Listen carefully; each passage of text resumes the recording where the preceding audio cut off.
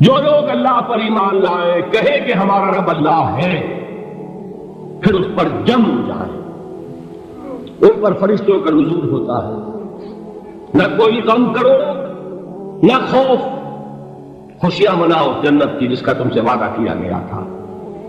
اللہ کی ربوبیت پر اطمینان جب انسان کو ہو جاتا، میرا رب اللہ ہے، ربی اللہ، انسان کے لیے نہ کوئی کھٹکا، نہ کوئی خطرہ، نہ کوئی خوف، نہ کوئی حزن۔ جو کچھ ہو رہا ہے کس کے اذن سے ہو رہا ہے؟ اللہ کے اذن سے۔ اللہ کے اذن کے بغیر پتہ تک نہیں ملتا۔ یہ کوئی اندھا بہرا مادہ نہیں ہے جس سے مجھے کوئی خوف ہو۔ اندھا بھینسا چلا رہا ہو اس سے تو ڈرنے کا ہر انسان کو ڈرنا چاہیے، نہ معلوم کس کو ٹکر مار دے، لیکن نہیں، اس کائنات کو چلانے والا ایک سمیع و بصیر خدا ہے۔ وہ جو میرا دوست ہے، میرا ولی ہے، اللہ ولی الذین آمنوا یخرجہم من الظلمات الی النور۔ اللہ اہل ایمان کا ولی ہے، ساتھی ہے، پشت پناہ ہے، مددگار ہے، حمایتی ہے۔ بتائیے کسے یقین ہو جائے کہ اللہ میرا مددگار، اللہ میرا محافظ، اللہ میرا پشت پناہ، اللہ میرا حمایتی، اس کے لیے کوئی خوف ہوگا؟ اسے کوئی ڈر ہوگا؟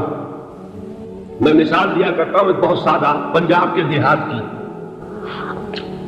تو بڑا چودھری ہے اور کوئی غریب کسان ہے، اس غریب کسان کے جانوروں کو ہر وقت اندیشہ ہوگا چوری کا، کوئی میری بھینس کھول کر نہ لے جائے، کوئی میرا بیل کھول کر نہ لے جائے۔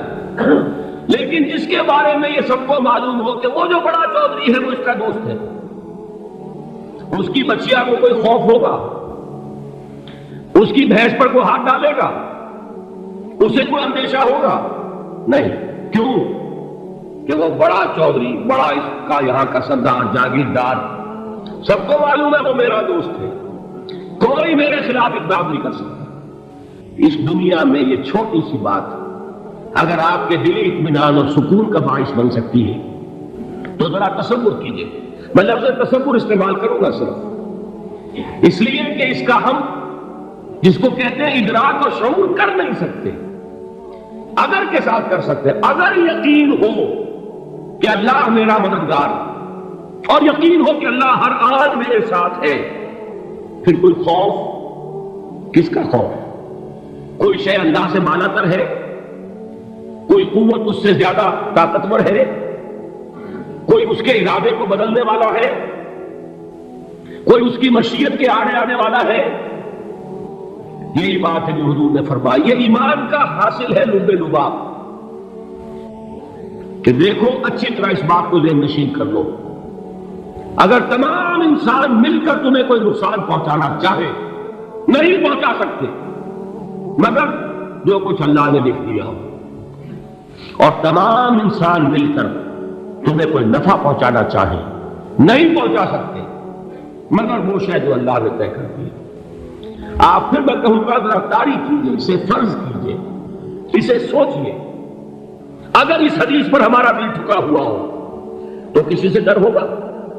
یہ مجھے نقصان نہ پہنچا دے، یہ میری رپورٹ خراب نہ کر دے، یہ میری انکریمنٹ نہ رکوا دے، یہ میرا یہ نہ بگاڑ دے، یہ میرے لیے نقصان نہ پہنچا دے۔ اس کا ڈر، اس کا ڈر، اس کا خوف، اس کی خوشامد، اس کے لیے جا کر طرح طرح سے اپنی عزت نفس کو ذلیل کروانا اس کے سامنے، یہ سب کچھ کیوں کرتا ہے انسان؟ جب سمجھتا ہے کہ اس کے ہاتھ میں میرا کوئی نفع ہے، اس کے ہاتھ میں میرے لیے کوئی ضرر ہے، یہ مجھے کوئی غضب پہنچا سکتا ہے، یہ مجھے کوئی نقصان پہنچا سکتا ہے، یہ میرے کوئی کام بنا سکتا ہے، یہ میری کوئی ضرورت پوری کر سکتا ہے، اسی کا نام شرک ہے۔ جہاں آپ نے یہ سمجھا کہ غیر اللہ کے اندر کوئی طاقت موجود ہے، وہی شرک ہے۔ بتوں سے تجھ کو امیدیں، خدا سے نو امیدی، مجھے بتا تو صحیح اور کافری کیا ہے؟ شرک تو یہ جس پر بھی تمہیں یہ خیال ہے کلمہ ہے، یہ کلمہ سوم، لا حول ولا قوت الا باللہ، ذرا اس پر دل کو کبھی اگر آپ تصور کریں، پھر فرض کریں، دل ٹھک جائے، اس پر کوئی طاقت نہیں۔ یہی بات تھی جو شیخ عبد القادر جیلانی رحمۃ اللہ علیہ نے اپنی وصیت میں اپنے بچے سے کہی. 11ویں لینے والے ہیں لیکن حضرت شیخ عبد القادر جیلانی کی وصیت اور تعلیمات کو کتنے لوگ نہیں جانتے ہیں. یہ ان مقامات تک پہنچے ہیں وہ کس چیز کی بدولت پہنچے؟ انہوں نے جو پیغام دیا وہ کیا تھا؟ اے میرے بچے، جس طریقے سے قرآن مجید میں حضرت لقمان کی نصیحتیں جو ہے نقل کر دی گئی ہیں، میں یہ عرض کروں گا بالفرض اگر قرآن حضرت عبد القادر جیلانی کے بعد نازل ہوا ہوتا تو شیخ عبد القادر کی یہ نصیحتیں بھی قرآن میں درج ہوتی. اتنی اونچی نصیحتیں ہیں. اے میرے بچے، اس حقیقت کو ذہن نشین کر لیں، لا فاعل فی الحقیقت ولا مؤثر الا اللہ. اس کائنات میں نہ کوئی فاعل حقیقی ہے نہ مؤثر حقیقی ہے سوائے اللہ. کسی شے میں کوئی تاثیر نہیں اگر اللہ نہ چاہے. آگ جلا نہیں سکتی اگر اللہ نہ چاہے. پانی ڈبو نہیں سکتا اگر اللہ نہ چاہے. زہر ہلاک نہیں کر سکتا اگر اللہ نہ چاہے.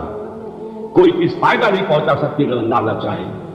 تو در در پہ کیوں سر جھکاتے ہو؟ در در پر کیوں جبیں سائی کرتے ہو؟ سب کے سامنے کیوں ہاتھ پھیلاتے ہو؟ ایک اللہ سے مانگو.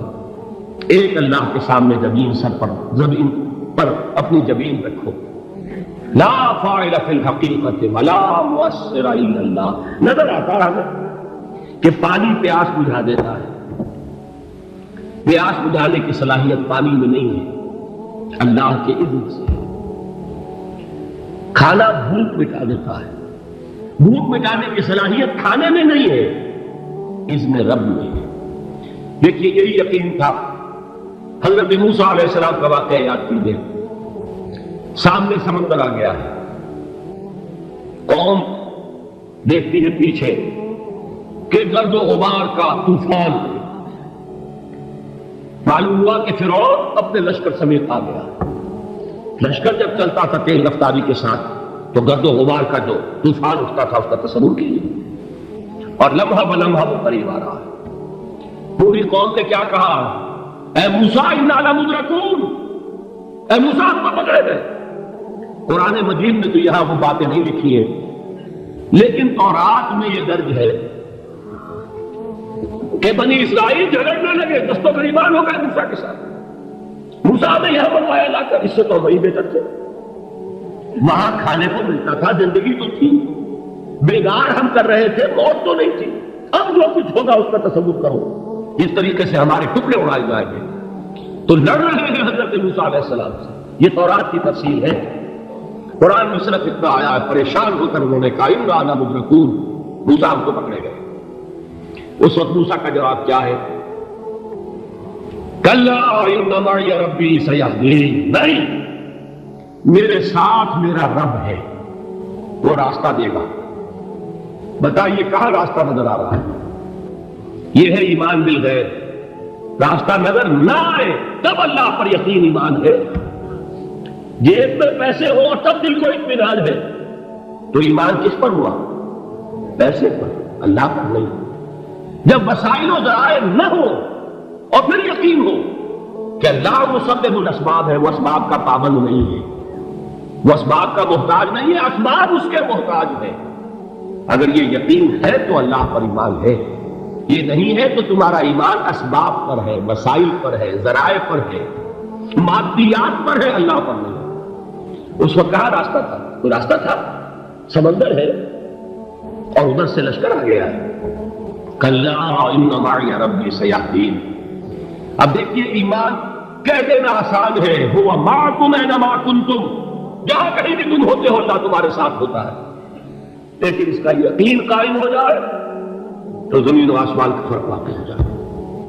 یہ ایمان تو حضور کے ساتھ غار ہے، چھپے ہوئے ہیں محمد رسول اللہ اور آپ کے وہ یار غار ابو بکر صدیق رضی اللہ تعالی عنہ. اقبال نے حضرت ابو بکر کی شان میں چند اشعار پہ صرف، لیکن واقعہ یہ ہے کہ بھاری بھاری نظموں پر اور قصیدوں پر بھاری، طویل ترین نظمیں اور قصیدے ہیں ان پر بھاری. ہمتیں ابو بکر کی ہمت جو ہے کشت ملت را جو اب، جیسے بارش سے کھیتی بچتی ہے، ابو بکر کی ہمت اور عزیمت اس امت کو اسی طرح سینچنے والی ہے۔ ثانیے اسلام و غار و بدر و قبر، وہ دوسرے تھے، اسلام میں دوسرے۔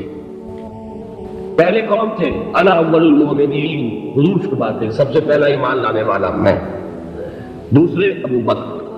ویسے ہمارے ہاں یہ چلتا ہے اختلاف، حضرت علی پہلے ہے کہ حضرت ابو بکر پہلے ہے، لیکن اس میں بڑی خوبصورت تفریق قائم کی ہے علماء نے، بہت صحیح ہے۔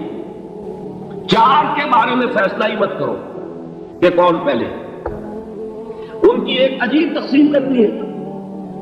آزاد مردوں میں، بالغ مردوں میں سب سے پہلے ابو بکر، بچوں میں سب سے پہلے علی، خواتین میں سب سے پہلے خدیجہ، اور غلاموں میں سب سے پہلے زید بن حارثہ۔ بڑی پیاری تقسیم ہے، یہ چاروں ہی پہلے ہیں، ہر ایک کے لیے اولیت ہے۔ اور واقعہ یہ ہے کہ اگر زمانی اعتبار سے تعین ہوگا تو پہلے خدیجہ الکبریٰ آئے گی رضی اللہ تعالیٰ عنہ، کسی اور سے بات کرنے کی نوبت بعد میں آ سکتی ہے، پہلے تو اہلیہ محترمہ سے بات ہوئی، آتے ہی پہلی وحی ہوئی ہے، ابھی تبلیغ کا حکم نہیں تھا، کس کو بتایا واقعہ؟ ابھی اپنی نبوت کی تبلیغ کا تو حکم ہی نہیں آیا، واقعہ کس کا ہے؟ وہ خدیجہ کا ہے۔ جب کہا ہے کہ خشیت علی نفسی، مجھے اپنی جان کا اندیشہ ہے، تو کیا جواب دیا خدیجہ نے رضی اللہ تعالی عنہا؟ وہ صدیقۃ الکبریٰ ہے، صدیقات جو ہے خواتین ان میں چوٹی پر خدیجہ الکبریٰ ہے رضی اللہ تعالی عنہا، اور صدیق جو مرد ہیں ان میں صدیق اکبر ہے ابو بکر صدیق رضی اللہ تعالی عنہ، لیکن صدیقات میں چوٹی پر۔ جب حضور نے فرمایا خشیت علی نفسی، کیا فرمایا، کیا عرض کیا، کیسے تسلی دی؟ نہیں نہیں، اللہ آپ کو ضائع نہیں کرے گا، آپ غریبوں کے ہمدرد ہیں، آپ مساکین کی تکالیف رفع کرنے والے ہیں، آپ بیواؤں کی سرپرستی کرتے ہیں، آپ مسافروں کی خدمت کرتے ہیں، اللہ آپ کو ضائع نہیں کرے گا۔ یہ یقین ہے اس خاتون کے اندر۔ خیر وہ ایک علیحدہ بات ہو جائے گی۔ میرے دل پر حضرت خدیجہ رضی اللہ تعالیٰ عنہ کی شخصیت کا بڑا گہرا نقش ہے، جو وہ کوئی اور ہی وقت اور موقع ہوا تو بیان ہوگا۔ بہرحال اقبال نے ایک مصرے میں جو چار اولیے میں جمع کر دی ہیں، ہمتیں کشت امت را چو ابر، ثانی اسلام و غار و بدر و قبر۔ اسلام میں حضور کے بعد پہلے کون؟ ابو بکر۔ غار میں حضور کے ساتھ کون؟ بکر۔ بدر کی رات اللہ کا رسول سربسجود، وہ گھاس پھوس کی جو جھوپڑی بنائی گئی تھی، اور وہاں تلوار ننگی لے کر پہرا دینے والا کون؟ ابو بکر۔ اور اس حجرہ عائشہ میں محمد کے بعد سب سے پہلے دفن ہونے والا کون؟ ابو بکر رضی اللہ تعالیٰ عنہ صلی اللہ علیہ وسلم۔ وہ جو معاملہ سنا رہا تھا غار ثور کا، حضرت ابو بکر بھی حضور کے خیال سے لرز گئے ہیں۔ آپ کو یاد ہوگا کہ جا کر پہلے تمام جتنے سوراخ تھے انہیں بند کیا، ایک سوراخ رہ گیا تھا جس کو بند کرنے کے لیے کوئی کپڑا نہیں تھا، وہاں اپنی ایڑی رکھی ہے، تب کہا ہے حضور سے تشریف لائیے، اور اپنے زانو پر حضور کو لٹایا ہے، اور وہاں کسی موذی جانور نے کاٹا ہے، حضور کی آنکھ لگ گئی تھی، اس وقت اس بل کے اندر جو بھی بچھو ہے کیا ہے واللہ عالم، اس نے کاٹا ہے، اس کی تکلیف کی وجہ سے ابو بکر کی آنکھوں سے آنسو ٹپک گئے، حضور کے چہرے مبارک پر پڑے ہیں، تو حضور جا بھی معاملہ کیا ہے، ایڑی نہیں ہٹائی وہاں سے، مبادا وہ جانور وہاں سے نکل کر محمد الرسول اللہ کو کوئی گردن پہنچا دے، ابو بکر کی ایڑی ہے، جس طرح چاہے کھا لے، ختم کر دے، جان نکل جائے تب کوئی آج آئے محمد پر تو آئے، لیکن جیتے جی نہیں، وہ ہے ابو بکر۔ حضور کے خیال سے اس وقت حضور نے پھر اپنا لعاب دہن لگایا ہے، اور اس سے پھر آپ کی تکلیف ختم ہوئی۔ جیسے خیبر میں حضرت علی کی آنکھ دکھ رہی تھی، اس کو جو شفا حاصل ہوئی وہ بھی حضور کے لعاب دہن سے ہوئی۔ تو بہرحال اس وقت انہوں نے کہا ہے کہ اے نبی یا رسول اللہ، اگر اس وقت ان میں سے کسی نے غیر ارادی طور پر بھی اپنے قدموں کی طرف جھانک دیا تو پکڑے جائیں۔ کیا جواب تھا اللہ کے رسول کا؟ لا تحزن ان اللہ معنا، اللہ ہمارے ساتھ ہے، کیوں گھبراتے ہو ابو بکر؟ یہ ہے ایمان باللہ، میرا مالک اللہ، میرا رازق اللہ، میرا محافظ اللہ، میرا مددگار اللہ، میرا پشت پناہ اللہ، میرا دوست اللہ۔ یہ دوستی ہے اللہ کی جو لب لباب ہے، حاصل ہے ایمان کا، اسی کا نام ولایت ہے۔ اولیاء اللہ کے سروں پر سینگ نہیں ہوتے، جس کے دل میں ایمان راسخ ہو چکا ہو وہی اللہ کا ولی ہے، جس سے اللہ پر یقین ہو چکا ہے وہی اللہ کا ولی ہے، جسے یقین ہے اللہ میرے ساتھ ہے، میرا مددگار، میرا پشت پناہ، میرا ساتھی، میرا دوست، میرا محبوب، میرا محب۔ اللہ اہل ایمان سے محبت کرتا ہے۔ واللہ یحب الصادقین، ان اللہ یحب الذین یقاتلون فی سبیلہ صفا کانہم بنیان مرصوص۔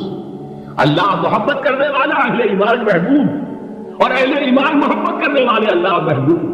والذین آمنوا اشد حبا للہ۔ آپ تصور کیجئے جسے یہ رشتہ ایمان یا رشتہ ولایت حاصل ہو جائے، الا ان اولیاء اللہ لا خوف علیہم ولا هم یحزنون، آگاہ ہو جاؤ اللہ کے دوستوں کے لیے نہ کوئی خوف ہے نہ کوئی حزن ہے۔